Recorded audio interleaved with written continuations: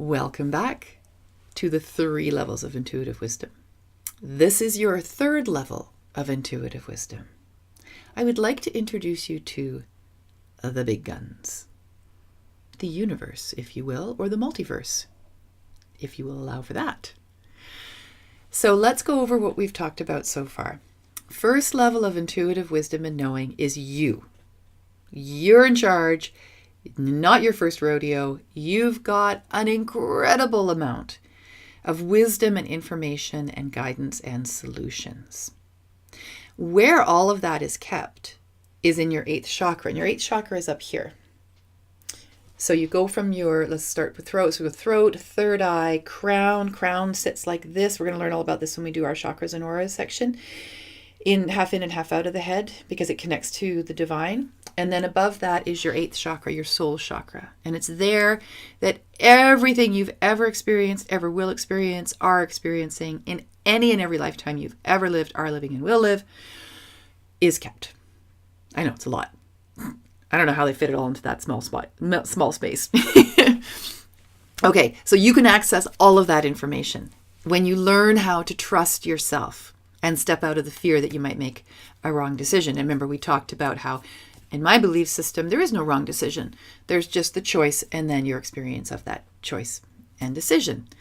From there, we moved into the 2nd level of intuitive wisdom, which is your external energy beings, spirit guides, angels, whatever you want to call them. Energies that you ask for help from and who also show up when they recognize that you're really struggling and that you just simply are not listening to your own knowing. And in very subtle ways, sometimes in very loud and unsubtle ways if they really need to get your attention, but mostly in subtle ways, they will nudge you towards the choice that is in your highest good. But remembering that you have free will and that ultimately you're the one who gets to make every decision in your life and then have responsibility for those decisions and choices. Now, we as a species can be incredibly stubborn. So stubborn. Oh my gosh. And the need to be right, don't even get me started on that part of being human. My way is the right way. My way or the highway. We can get so caught up in what we think we're supposed to be doing, feeling, believing, thinking, seeing, hearing, that we shut ourselves down to any other way. So we ignore our own knowing. We ignore the signs, synchronicities, and symbols that our spirit guides use to help us see a correct course of action for ourselves. And when that happens, when we get so stuck in our tunnel vision that we're not seeing any of the red flags that our self, our guides, and even the universe is trying to flag in front of us to get our attention, then this is when the big guns step in. Now, I know that sounds ominous, the big guns. Think of it more like they've got Nerf guns and the Nerf guns are full of love balls. Because all of this is coming from a place of love, right? So you've heard the term wake-up calls or wake-up call, and how many of us have had those?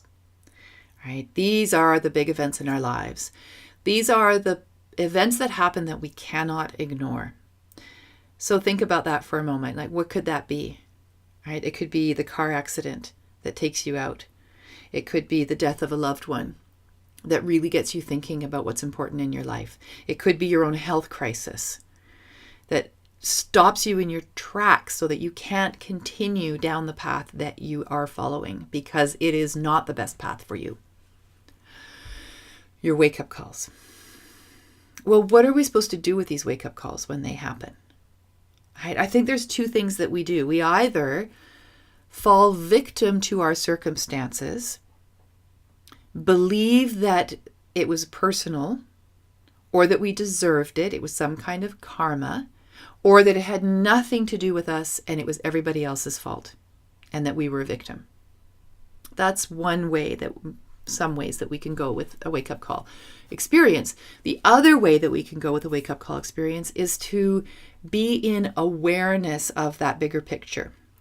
that we talked about, where we're willing to allow ourselves to have the small picture experience of whatever it is that's happening for us. Like, for example, when I had my car accident, the pain that I was in my shoulders and my neck from the whiplash injury, unlike anything I've ever gone through. In fact, at one point, I remember my neck and shoulders were spasming so badly. I described it. It was like giving childbirth through my shoulders. And if you've given childbirth and you were not drugged for it, and I've had both experiences, you know what those contractions feel like. It was horrendous. And there was no way in that moment for me to really step outside of my body because my body needed the attention, right? So that's the small picture. The big picture is after the small picture passes, so the pain subsided in my case, I had the wherewithal to sit back and think, okay, body, what's going on? What is the meaning and purpose of this? How can I best work with these circumstances that I'm experiencing and the results that they are having on my life and my loved ones? How do I best navigate this? And what is it that I need to be paying attention to and what I need to be knowing? And as with some mysteries, we are not always given the answer immediately to those kinds of questions. But I believe that the moment we start asking those kinds of questions, we open ourselves up to a whole new level of knowing and awareness. That's what the wake-up call is for. Now, you don't have to have a wake-up call. I don't believe you have to have one. What I do believe is that we write our wake-up calls into our story before we get here at certain key critical points in our lives where we suspect we may get ourselves to a place where we've forgotten who we are, what we came here to do, who we came here to be with. And so we have this fail-safe embedded in our story that something will happen at that moment of time, at that particular age, or during those particular circumstances, whose purpose it is to wake us up again because we've fallen asleep. We've fallen asleep at the wheel, so to speak. So there's an exercise that I have that I would love for you to do, that I would really encourage you to do, which is called Better Understanding Your Wake-Up Calls. So here's what you do.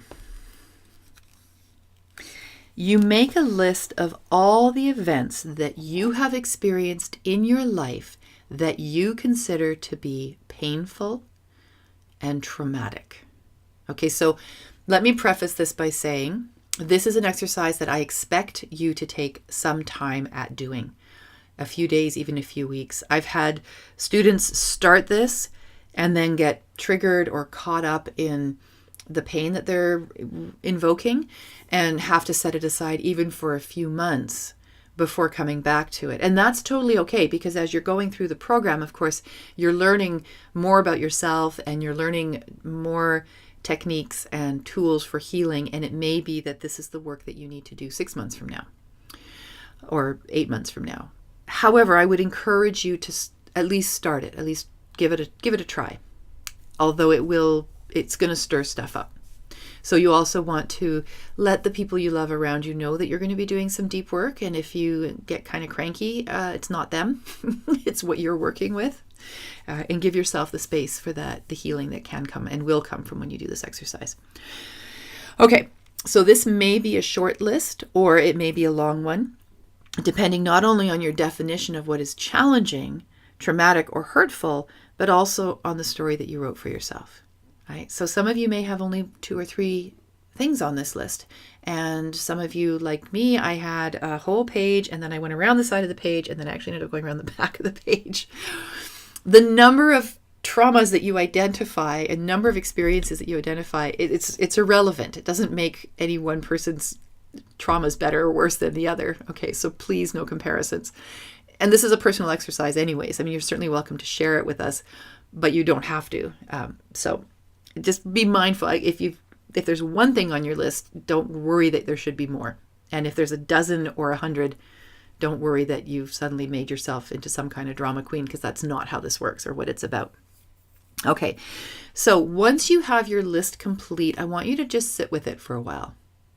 Put it down, put it back in your binder, walk away, take the dog out for a walk, go out for coffee with a friend, just put it in the background, okay?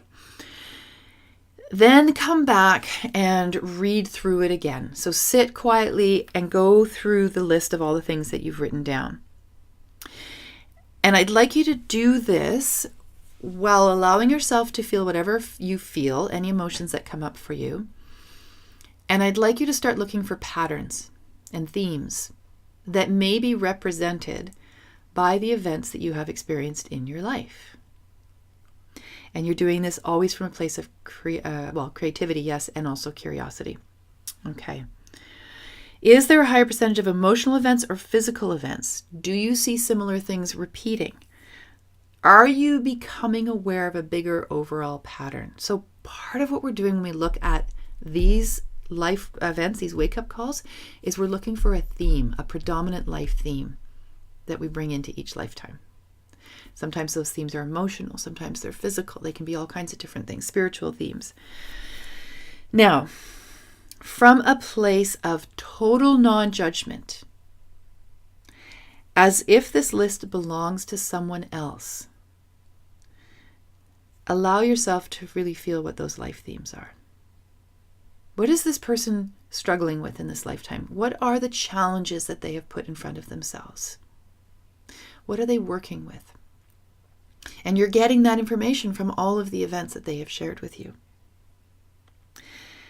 Does it appear that they may have become stuck in a pattern, a habit, a behavior, or a belief based on the kinds of experiences that they have listed? So allow the life events on this list to weave a story in your mind about why this person may have called these events into their lives. Again, no judgment. Just as if this was your best friend's list or your client's list, you're looking at it, observing it, wondering, being curious about it.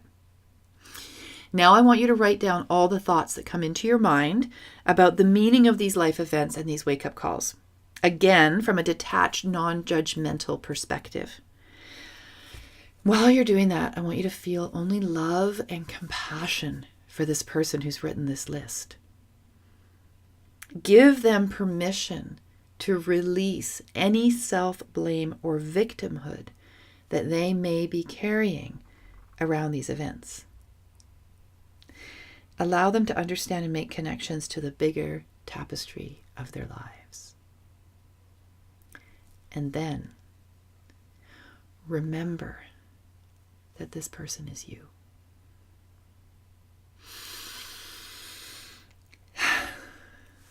This one's a deep exercise, and you can go as deep with it as you want. You can keep it as surface as you want.